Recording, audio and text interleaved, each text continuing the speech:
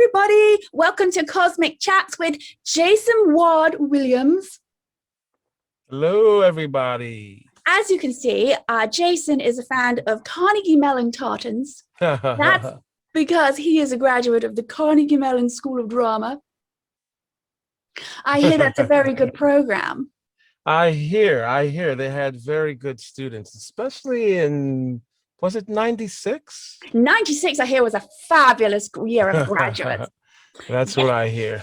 If you look him up on IMDb, you will be blown away of the pages of credits. Yes, a trained theater actor. He's been on TV shows, commercials, and your current project is called Turf Valley.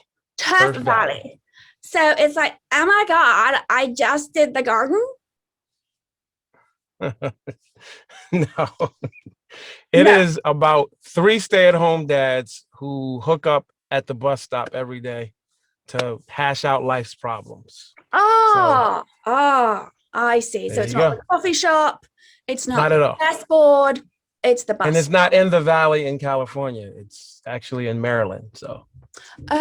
Which when I moved to the country, did not know it was not pronounced Maryland. It's not. It depends on where you're from. It's Maryland, Maryland, or as the people there say, Merland. Merland. I learned it was Merland. So I used to work at a tax place when I first moved here, and people would come to get tax forms back in the days where you couldn't do it online. And people would call up and say, do you have the Merland tax reporter? And I'd go to the library and I'd come back and I'd say, I'm terribly sorry. Or I would say, I'm afraid to say there's no book for Merland. And then one conversation, I said, oh, do you mean the book of Maryland? And the person burst out laughing and said, it's not Disney. It's not a park. It's a state. Right. That makes it sound like a very happy place. And in some parts, it is very happy. In other parts, it's not so happy. Not so much. All right, let's get to the first question. All right, Jayson Ward Williams, can you do one-armed press-ups? I can do one-arm press-up. I don't know if that counts. I'm going to count it. That's a point for me. It's a check in the box. Yes, I can do one-arm push-up. Pull-up or push-up? What'd you say? Which one did you say? Push-up. Push-up, yes. Yeah. Now, if you said pull-up, then I'd lose. And how would you describe the taste of a banana to someone who's never had one? That is an interesting question. And you actually, that was the one question that you gave an example that you said you would give. And even though that was like a couple weeks ago, it's like the one food you can't, because it doesn't taste like anything else except the plantain. So I would say, have you ever had a plantain? And then the person would probably say no. And I would say, well, it tastes like that. That's it. End of conversation. End the conversation. There's no other way to describe it. Mushy, but that's not a taste. That's a consistency of sorts. So yeah, I wouldn't know how to describe it. I apologize for that. If you can't describe, then please subscribe. No. That's right.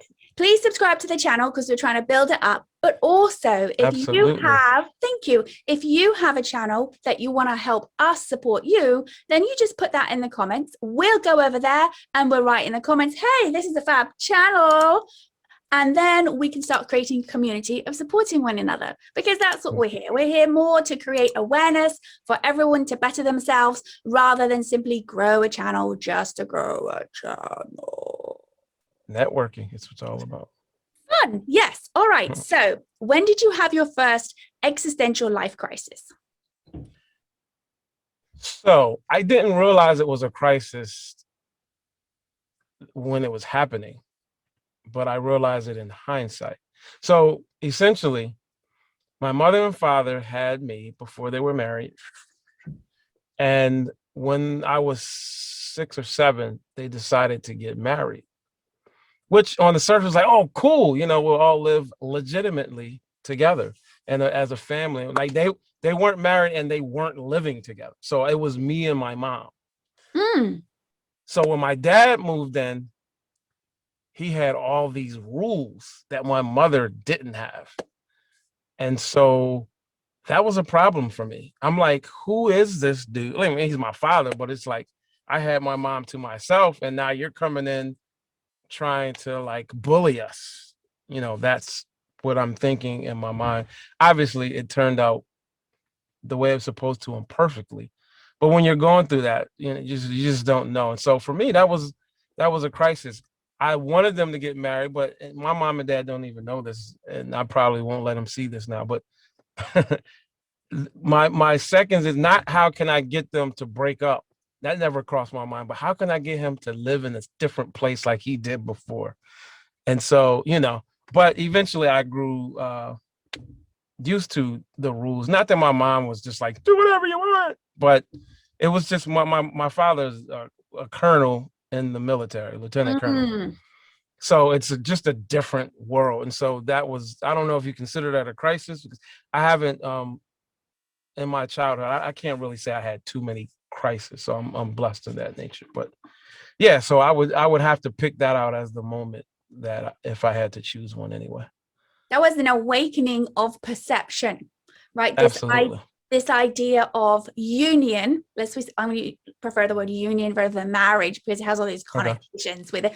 A union, how great, wonderful. And then the reality of, oh, that's not what I thought this idea of marriage or union was supposed to be. At all. Right? At all. As a kid, you think, oh, more money.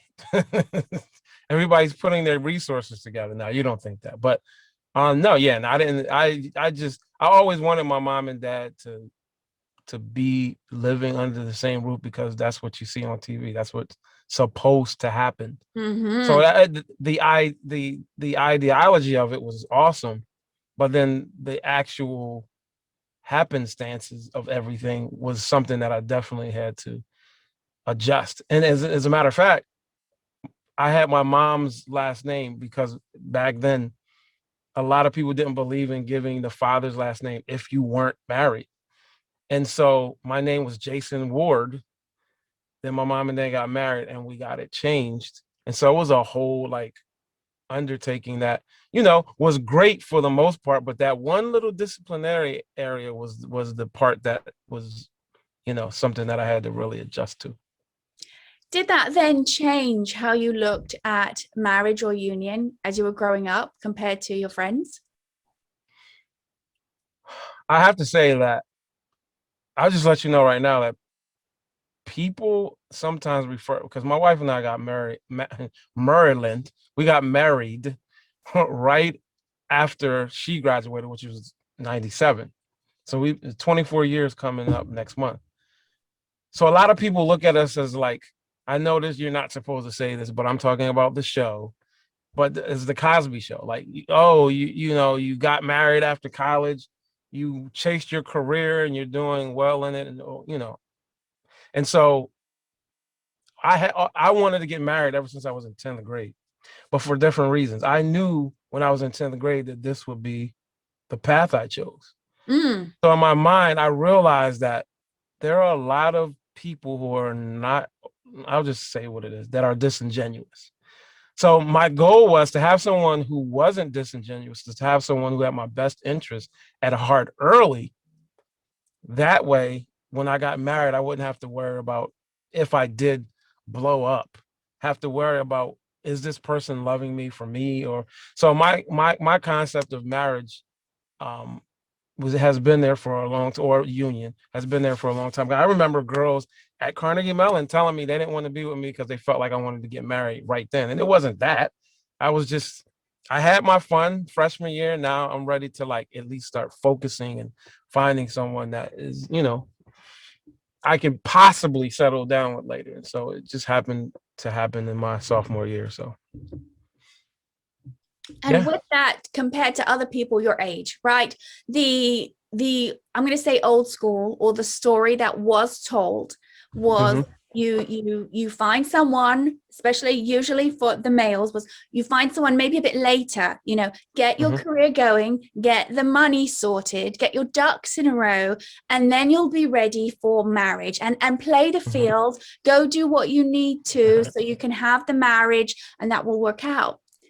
Now, you knew from a young age that the key element for marriage for you was a more core unconditional love, which is what love really is. Pure love is unconditional, right?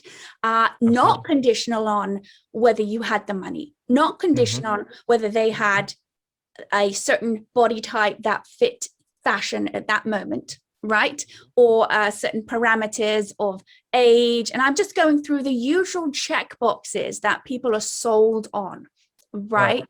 You had a very different view of that altogether. Did you have pressure from friends or family? Like, Jayson, come on, you're a little too young. This is not. Sure.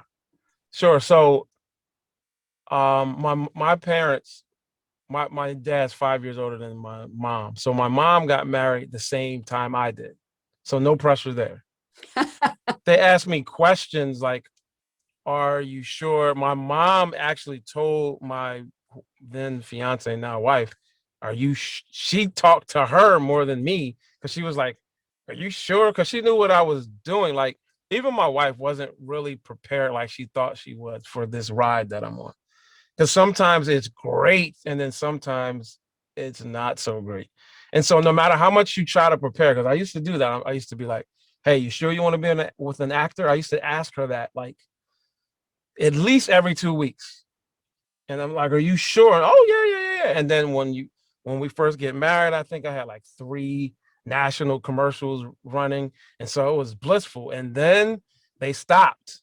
And then I didn't book something else for like 9 or 10 months. And then that's when it was like, So those are the things that my mom was even saying, oh, you're better than me because my mom is kind of built for security.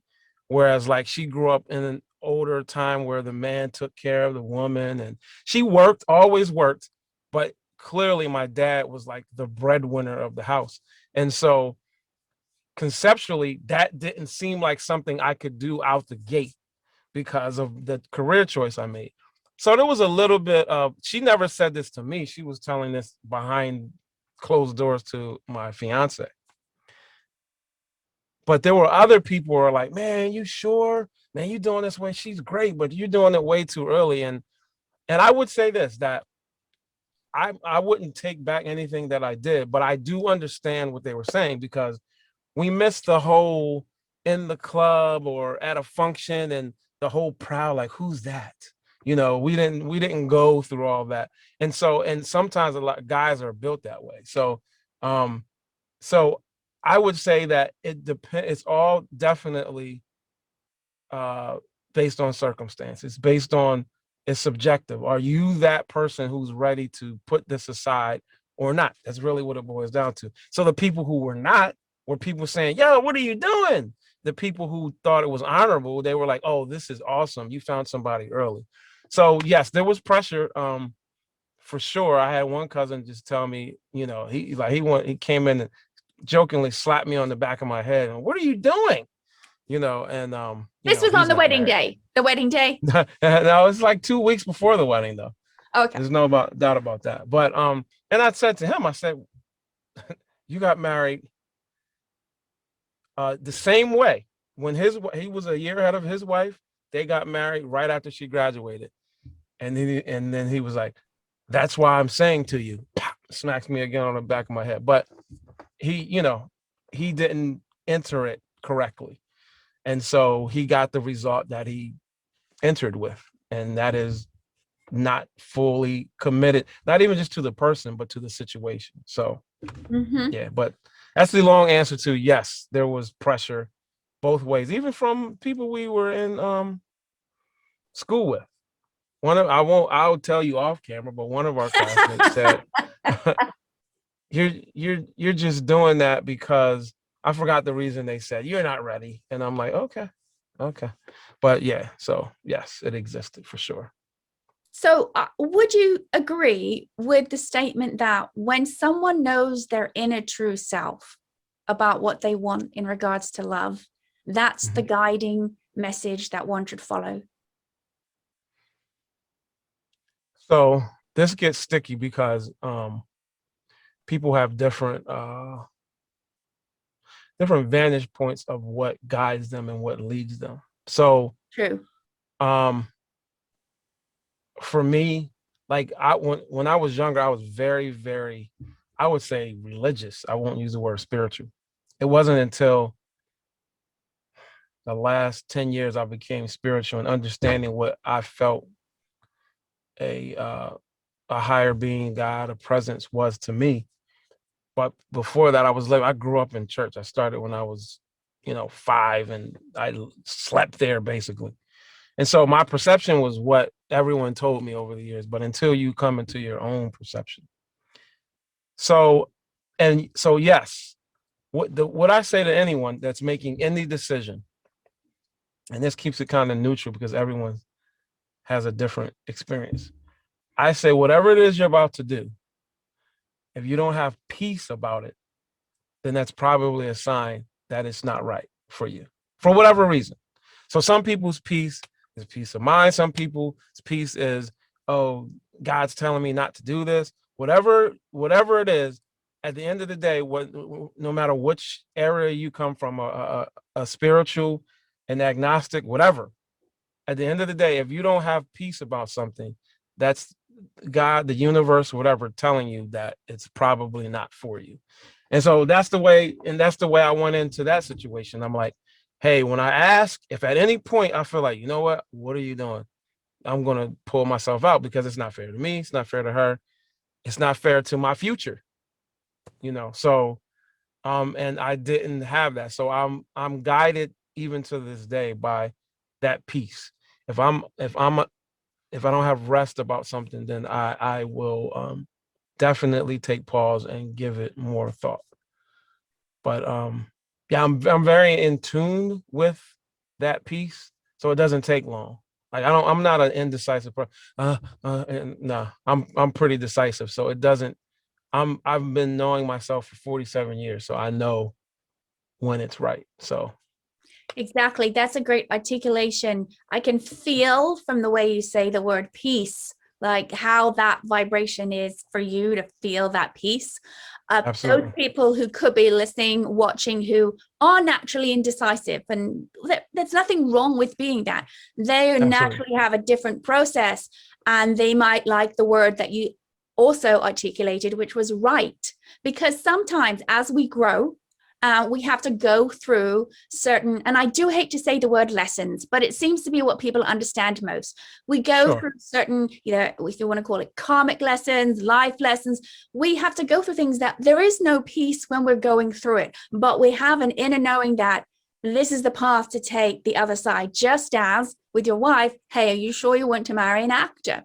Mm-hmm. Right? Because it might be great now, or, who knows what role I might get because Lear is not a happy chap for the next 3 months. Right. And those of you who are watching and listening, who are maybe up and coming actors or want to get into it, 9 months without a job is nothing. Well, no, you're right. But it didn't feel that way. Because I had dependents.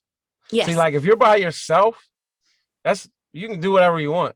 But the moment you have a dependent, whether it be wife or children, now I have 3 kids, one getting ready to go to college, it changes everything. You have to find a way to find a peace and center, because every audition becomes important. You now need this because NYU costs $80,000 a year. So now the pressure is more on than if you're by yourself. And if I get it, I'll just eat some Cheerios if I don't. Like, you can't do that anymore. And so, but yes, that's absolutely correct. So let's talk about that perception change when you realize you have more pressure. Did that help you go to the other side of I've got to stop freaking out and just get down to the work? Or did you have more anxiety and go through a period of you weren't getting things as much because everything was so important at this next audition? Right. It's funny. My first agent that I ever had, I remember they were pretty powerful. And so I was getting meetings and reading for things without like going through regular audition practices, which is like, hey, you got an audition at 3 on Tuesday, because this is back before people were even emailing stuff. And so it was more like a, hey, I want you to go meet with Ron Howard on Tuesday type of deal. And so when you have in your mind, when that's the type of thing that's happening, perception is, oh, well, I'm not that far away if this is what's going to happen. And eventually that agency closed down. So then I was scrambling for like 3 years. And then that's when the pressure, I didn't have a kid yet, but the pressure of somebody looking over my shoulder, like, okay, what you gonna do? That's a whole different world of a person who is just out there and searching for what's right for them in this world that we chose.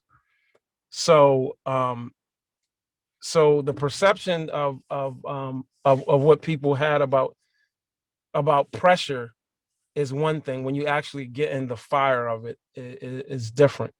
And so I'm going back in my head, and I'm in all of these flashes of things that were going on when it was actually happening, is just like flashing before my eyes when I see it. But yes, I'm sorry, what was your initial question? Don't know. No, it was the pressure of when you now had this pressure, did it make you have more anxiety with the job? Yes, and the anxiety part. That was the word I'm looking for, the anxiety. So I had moments of anxiety, I guess. And I was going to say, my first agent used to say, hey, sometimes you just have to audition and just let it go.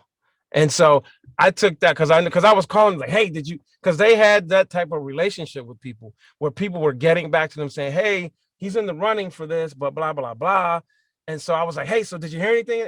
And this one time he just got so sick of it. He was just like, hey, audition and let it go. And so now I'm 25 years in. I learned this from Michael B. Jordan, actually, not personally, but I read it somewhere. Once I audition for something, I throw the sides away. I do too. If it's meant for me, it's meant for me. And so I've been on the if it's meant for me for a long time, but the throwing away of the sides helps finalize that, because then you're not worried about, well, if this happens, what's supposed to happen happens. And so I have a good side business that helps too. And so it takes away the anxiety. And when you have something going, and now that I'm, like I said, 25 years in, I have the project I'm working on now. I don't have to have the same angst when I audition next week, because if it doesn't work out, hey, you're already doing something right now. So that always changes. Once you begin to work, the anxiety changes. But those moments when you're not, I would say if I were not married and have children, I wouldn't have the anxiety, but I do get a little bit of it because of the dependency of others upon me and, my livelihood. So yes, it comes and goes. It's all relative to the situation. And yeah. Letting it go. And who knows, because your situation was that you were with someone, that was the path that you'd taken. You'll never know if that anxiety would have been worsened or self-implosion if you were on your own, because if you found someone that really did lift you up and support you, you won't know unless you took that parallel turn in life, right? Sliding Doors, I think, was a film about that. Unless that happened, that individual uplifting you and supporting you with unconditional love can help with what happens to a lot of figures who are unable to provide, are unable to sustain, and how come I'm not getting picked? I will give a little shout out to a cosmic chat that I did with Gary Anthony Williams, and that's up on YouTube. And he talks about how he realized the entertainment business was a game early on, and he does not take it personally. He also does the same thing like yourself and myself. Get creative doing something else. If the money isn't coming in from the avenue you want, start creating something else over here. And that creative energy that uplifts us, that keeps the juices going, and time won't seem like that 9 months is so long. It's the difference between if a woman is pregnant and bedridden versus if she's not. The one who's in bedridden, most of the time it's going to be a long pregnancy. Right. Our perception of time, right? And so letting it go is not necessarily something that can be managed. And the nervous system, whether there's anxiety from coming out the chute, because we know individuals born nervous. In fact, if you are a Prime member, unlimited Kindle, you can get for free this ebook, and the picture is, I don't know, it's blurred, but it's in the description, Vedic Meditation Stories. You have a little idea of what Vedic meditation is, how aware meditation came out, and other people's stories. But in the first part is my story, and it talks about how I was anxious as a child. I had anxiety as a child. I was so nervous that when I got to secondary school, and you had different subjects each day, that they were going to change the schedule on me, I took every school book with me every day. Wow. And they would laugh at me. They would call me the girl with the house because I would carry this big bag. Now, I had a locker, but I was nervous that the headmaster was going to go through my locker and confiscate my books. Oh, wow. That's a child with anxiety and fight or flight mentality. Now Jayson is like, oh, now this makes perfect sense why she was the way she was. Wow, you're reading through my eyes. The clarity. That's funny. But so anxiety can be helped with simple ways by taking a deep breath. At the beginning of COVID, I really helped a lot of people just simply doing this very simple pranayama. And you can go to YouTube and you can see it's just breathing in through one nostril, out the other, very gently. And it sets the nervous system to relaxation state, right? And whatever practice people do, and I particularly found that Vedic meditation did it for me because I tried lots of things. It got the nervous system to that place faster than anything. And I didn't even have to believe anything at all. In fact, I was so sure it wouldn't work, I followed the woman's instructions. That's funny. That's like people who get hypnotized. They're like, this doesn't work. Yes, exactly. And that got the nervous system, because when our nervous system is off, our brains, of course, cannot be in a place of more inner peaceful decisions, right? And part of what we're doing with aware meditation is, yes, we call it meditation, but really it's getting the nervous system online so the brain can start to move out of fight or flight. And when we live in fight or flight, we can't possibly help for the better good of our neighbor. We can't possibly know if we're making an irrational decision at that moment. And that just perpetuates this continual self-centered need. I need to get something out here to fool me in here. Whereas the actual truth, and exactly what you're sharing, a wise soul indeed to find someone as a life partner who was there to support you unconditionally. Absolutely. So that was the other thing I neglected to mention, and that was I knew in 10th grade also I would never marry an actress. That's why while everybody was hooking up at Carnegie Mellon, I wasn't looking in the department at all, and that was because I knew I needed a yin. I was, let me tell you something, like I'm very rarely do I pat myself on the back, but I definitely am wise beyond my years and human nature.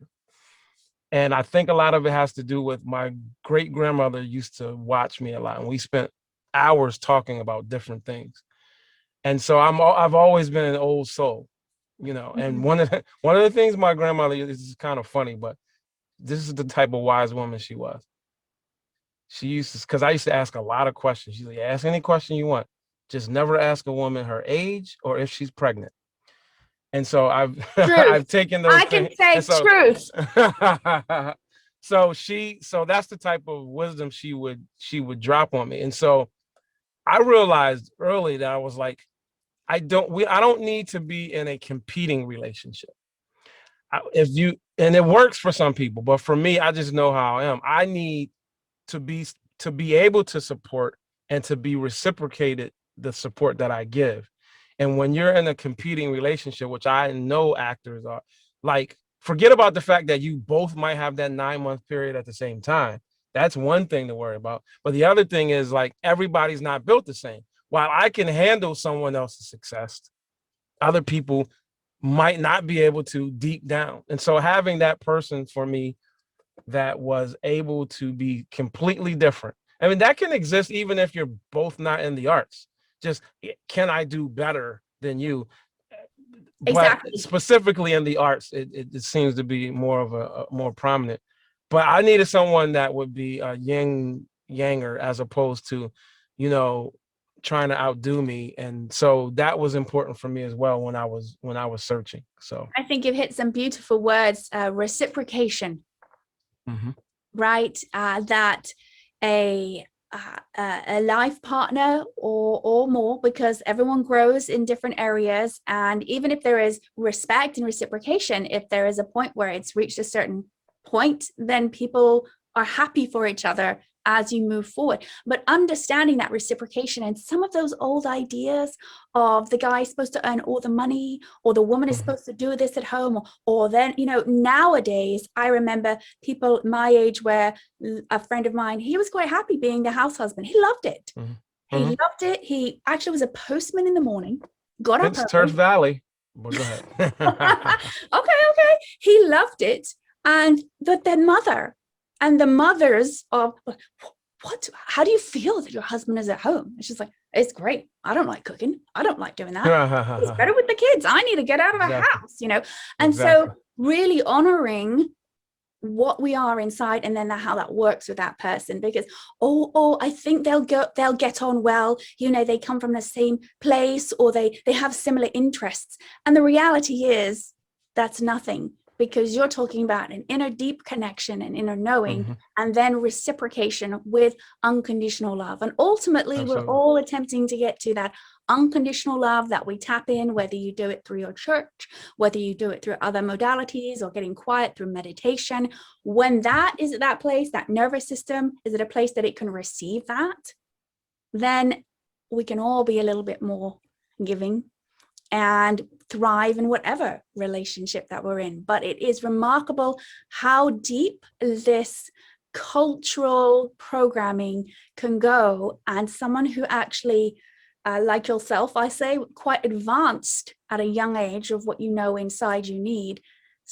If you were not strong enough and listened to maternal figures or paternal figures and did what you were supposed to do, no wonder there's a high rate of divorce. No wonder, because someone is living a path that's not honest for themselves. Sure. Absolutely. And that was interesting. You should say that. She had just joined the church, and her grandmother was a member for, 50 years or whatever. And the pastor there was one of the associate pastors was who was supposed to marry us, who her grandmother got. I got on the phone with this guy. He never met me. And he told me that he wouldn't marry us because it won't last 6 months. And I was like, excuse me? So he was a psychic. Yeah, right. So I said, hello, my name is Jayson. Nice to meet you. Because he didn't even know my name. Like, how do you make some type of deduction? Now, meanwhile, he got divorced a year and a half later. 24 years later, here I still am. So people have a tendency to project their failures or insecurities or mishaps on other people that happen to themselves or what their perception is onto other people. Self-referral. Absolutely. And so while it's good if someone asks you, hey, I see that this happened to you, tell me about that. But like when you just implore it and put it upon someone without them even asking and basically, like, I don't believe in jinxing or anything, but just like if your perception as a person who's a leader in the community is, oh, it's going to fail. What if I was weak-minded and believed that? And, this guy said, this is not going to work. Maybe I shouldn't do that. And so I think, with us, what we chose, like anybody who went to a conservatory for anything, whether it's acting or not, you're pretty confident in what you made a decision and you're pretty confident in it. And so I'm just glad that I wasn't weak-minded. I told you that my dad came in, he was a military guy. I spent gobs of years on punishments. And I did. And it just fortified my strength. And so I was just glad that in hindsight that I was who I was, because he could have really damaged me. And people have a tendency to do that. And sometimes it's unintentional. In this case, it wasn't unintentional. He was really trying to prevent me from getting married. So I just think that you mentioned earlier about people's traditions or whatever. And so while getting married early seems to be an older tradition, nowadays it's not. So if people are doing that, you have to give them the space to experience their own experience as opposed to what you experience. And you said about the man being home, but I thought you were going to go to, well, women are out here and you almost have to be like two people have to work. It's so dang on expensive. Like, so it just doesn't follow inflation. So when we went to Carnegie Mellon, it was like $25,000 a year, which was not cheap at all. But now it's 78. Like that was only 25 years ago. That doesn't match. So we're living in a society now where you almost both have to have incomes unless you're super rich. The one person is super rich, which happens often. But I'm just saying, like, so those traditionalisms that you can have them, but if you want to live comfortably and do the things that a lot of people desire to do, you probably have to have more than one income stream these days. It's just the life we live in LA. I can't even imagine. Yeah. Well, we are going to wrap up our first chat with Jayson, although we should definitely have him back to start talking a little bit about, as he has a child just going to college and exactly inflation and raising a family.